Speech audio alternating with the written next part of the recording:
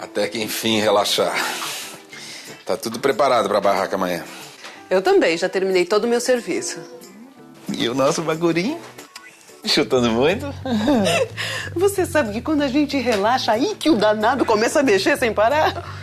Ô, Maria Rita, eu acho que tá na hora da gente decidir o nome. Ah, Betão, vamos ver primeiro a carinha dele, depois a gente decide. Olha. Uma onda gigante invade a costa nordeste do Japão e arrasta tudo o que encontra pela frente. Pelo menos 60 pessoas morreram e mais de 30 mil estão desabrigadas. O tsunami de 10 metros de altura foi provocado por um terremoto no oceano com magnitude de 8,9 graus na escala Richter. Nossa, que tragédia! E aconteceu assim, de repente. Tem regiões do nosso planeta onde acontecem muitos tremores. A maioria as pessoas nem percebem porque a intensidade é muito baixa. Mas quando é forte, arrasa tudo. Esse aí, ó, aconteceu no meio do oceano. No meio do oceano? Mas como assim?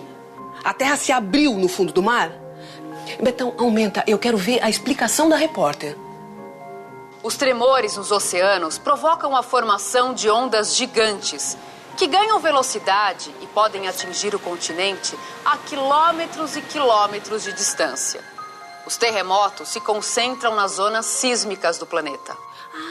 Agora eu entendi. Na verdade, a Terra tremeu no fundo do mar. E aí provocou a onda gigante. É a força da natureza. Ai, mas pode acontecer em qualquer oceano? Não dá pra gente prever? Não dá pra medir a força? A escala Richter, criada em 1935 pelo sismólogo Charles Richter, mede o poder de destruição de um terremoto. Vai de 0 grau a infinito. Mas nunca foi registrado um terremoto de 10 graus. O mais forte até hoje foi no Chile, em 1960, com 9,5 graus de magnitude. Essas catástrofes estão acontecendo com uma frequência cada vez maior. Pega todo mundo de surpresa. O governo, até os cientistas. Tá na hora de dormir, Maria Rita. Vamos descansar, que amanhã o dia tá cheio. Ai, eu acho bom, porque essas notícias perturbam o sono de qualquer um. Tá, vamos embora.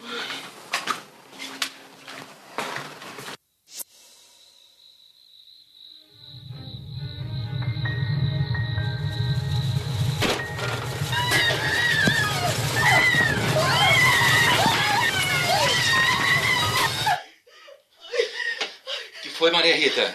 Você não tá sentindo, vendo? Sentindo, vendo o quê? Terremoto. Tava tudo caindo na minha cabeça, parecia que... Você teve um pesadelo. Ficou impressionada com a notícia e acabou sonhando. Mas parecia tão real. Eu já falei pra você que no Brasil não tem terremoto. Falou, mas não provou. Vamos dormir, vamos.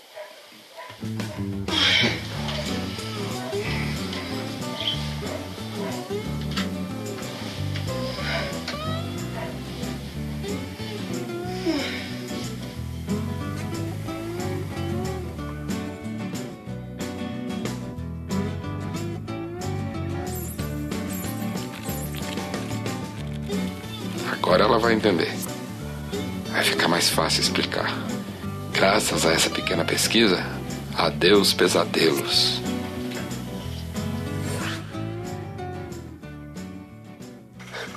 Acordou mais cedo hoje, Betão? É que depois do terremoto da noite passada, eu não consegui mais dormir. Daí eu fui no computador fazer uma pesquisa para provar para você que no Brasil é quase impossível falar de terremotos, vulcões, tsunamis. Aham. Olha só, aqui ó, a pesquisa que eu fiz na internet. Esse é o mapa do mundo onde acontecem os maiores terremotos. Os países mais atingidos.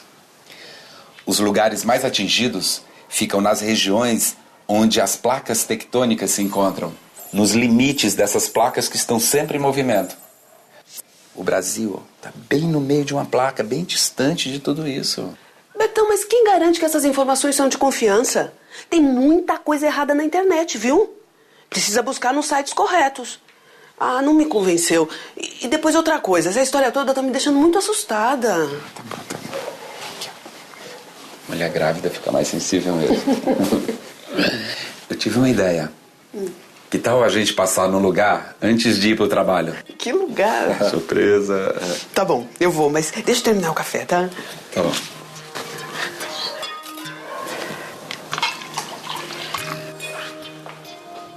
Oi, professor. Opa, olá, gente. Entra aí. Desculpe invadir assim o seu local de trabalho. Não tem problema não. Senta aí, gente. Como vai? Tudo Olá. bem? Certo. Senta aí. Fala. Sabe o que é? É que a Maria Rita encasquetou com uma coisa e não consegue nem dormir direito mais. E eu queria que você ajudasse a gente. Bom, o que eu posso fazer para ajudar a futura mamãe? Sabe o que é, professor? É que apareceu uma reportagem na televisão sobre os terremotos. E aquilo me deixou muito nervosa, eu tive vários pesadelos. Eu já falei pra ela que no Brasil não tem esse tipo de fenômeno. Que o Brasil tá bem no meio de uma placa tectônica. E se acontecer algum desses tremores, é de baixíssima intensidade. É isso mesmo, tá certo. O Brasil fica no meio de uma placa tectônica e a gente acredita que por causa disso, né, os terremotos não vão acontecer aqui com intensidade. Eu acho que talvez fique mais fácil se a gente recapitular a origem da Terra para ver como é que se formaram essas placas. Então a coisa era assim, a Terra foi se formando a partir de material que foi adicionado a ela, né, do espaço que ela foi capturando. Esse material caía, então aquilo estava muito quente, esse material derretido. Aí a Terra foi esfriando de fora para dentro, né? Como qualquer bolo ou qualquer coisa assim. Os materiais mais pesados afundam lá para a parte central, que é feito principalmente de metais, como ferro e níquel. Né? Esse núcleo está sólido, apesar de estar muito quente, né? Uma temperatura por volta de 4.000, 4.500 graus. Né? Por volta desse núcleo, né, que é sólido, tem um núcleo de metal, tem uma parte de metal também, núcleo externo. Mas essa parte é líquida ou quase líquida, né? Um pouco mais fria que a parte mais interna. E por cima disso vem uma camada enorme de rocha, né, que a gente chama de litosfera. Por cima dessas camadas é que fica a que a gente chama de placa. São rochas, né, essas rochas montadas umas em cima das outras, tá certo? Isso tem uma espessura de aproximadamente 100, 150 quilômetros, depende de que parte da Terra você está. E isso está por cima daquela camada mais pastosa que a gente vai chamar de astenosfera ou então a camada de magma, né, que o pessoal fala. Essa placa, assim, essa coisa que está por cima, assim, essa crosta é fina em relação à Terra? Assim, em comparação com a Terra, deve estar perto de uma, sei lá, a casca do pêssego pro pêssego inteiro. E o caroço do pêssego é o núcleo interno da Terra, que tem... Tudo que a gente tem, é assim, feito de as raízes metal. das árvores, tudo vai Pois é, né? Tá tudo, casca. Isso, né? A casquinha de nada, né? Porque os tamanhos são muito grandes, né? Então a casquinha é fininha, mas para nós essa casca é grossa, né? Tem 150 quilômetros. Eu tenho outra dúvida, porque quando o terremoto acontece, que ele balança tudo, é porque as placas estão se acomodando? É mais ou menos assim, as placas elas se movem, esse movimento é impulsionado pela parte da Terra, né, abaixo das placas, por causa do calor do centro da Terra, né, essa parte aí, apesar de ser pastosa, ela se comporta que nem a água na chaleira. A parte mais quente que está lá embaixo, né, está mais embaixo, sobe, encontra a parte mais fria, que é o piso da placa, né, e ela desce. Só que nesse caminho de subir e descer, ela empurra um pouquinho a placa para algum lado. Então, vamos tentar entender um pouco melhor a coisa. Se a gente olhar para esse esqueminha aqui, quer dizer, essa montagem que está feita da seguinte forma. Do lado de cá tem uma placa, né, uma placa de madeira aqui. Então a gente tem aqui por cima o que seria o relevo da Terra, o solo, etc. Né, tá aqui por cima só para a gente perceber que as placas parecem juntas, mas na verdade cada uma é uma placa diferente. E elas inclusive têm movimentos diferentes. As placas de um certo modo se encaixam, as rochas, né, fazem, né, atrito uma com a outra, a placa fica um pouco parada. Tem uma hora que isso aí dá um desenganchar, dá um tranco. Ela rompe, né? Então o que acontece é isso, né? E agora nós temos o nosso terremoto, tá certo? Isso aí é acompanhado, na verdade, por ondas que se propagam daqui, então sente em vários lugares diferentes, né? Longe daqui. Uhum. Mas aqui, onde acontece o terremoto, a gente chama de epicentro, né? É o lugar onde ele é mais forte. Mas dá para prever um terremoto? Não. Você só pode... Você conhece os lugares de risco. Mais do que isso não dá para fazer. E esse movimento, assim, acontece constantemente? O tempo todo acontece. A velocidade típica das placas se movimentarem é alguma coisa como 1 centímetro por ano, 1 centímetro por século, são coisas pequenininhas, né? Aí a placa se desloca e tem, né, um terremoto, 2, 3, né? Tá certo? Então, quando acontece esse tipo de coisa, nós chamamos de um limite, né, uma falha transformante. Quando uma placa desliza ao longo da outra. Algumas vezes 2 placas se encontram, né, uma para dentro da outra. Quando acontece isso aqui, a gente chama de um limite convergente, porque as duas placas vêm para o mesmo lugar. E aquela placa que for a placa que tem mais peso, mais densa, ela costuma afundar, a outra vai só por cima dela. Essa placa que está aqui por baixo começa a mergulhar cada vez mais fundo no magma que está quente. Então essa parte aqui da placa derrete, esse material que derreteu sobe na superfície e sai aqui. Quando ele sai aqui vulcão. Em cima, a gente chama de vulcão. Ah, esse que é o vulcão. Esse que é o vulcão. Tem também o terceiro caso, que é quando as placas estão se separando, né? As duas placas começam a se afastar uma da outra e surge material aqui no meio. Aquele material lá embaixo, que é o que faz a movimentação, é todo o magma, né? A gente chama isso aí de limite divergente, porque as duas, né, estão separando uma da outra.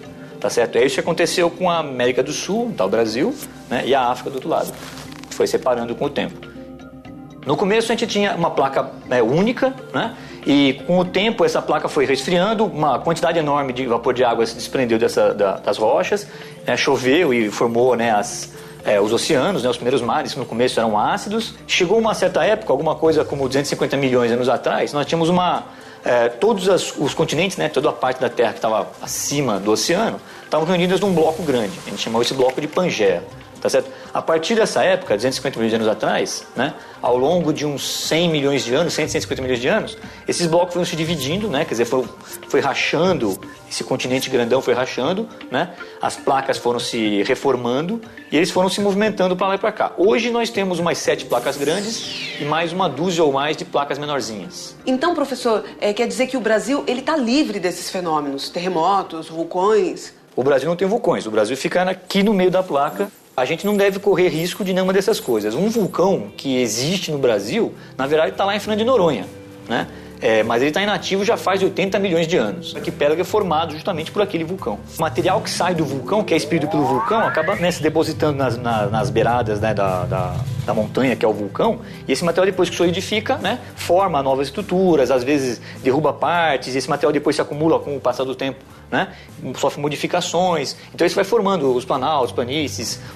E então, Maria Rita, tá satisfeita agora? Agora eu tô tranquila, vou dormir sossegada. Eu não vejo a hora de chegar à noite pra eu dormir de novo tranquilo. Nossa, Betão, que exagero, o que o professor vai pensar? Exagero? Você fica tendo pesadelo, sonhando que a casa fica caindo na sua cabeça. Não é assim. Ela fica acordando, mexendo na cama, achando que as coisas não estão é todas nada certas.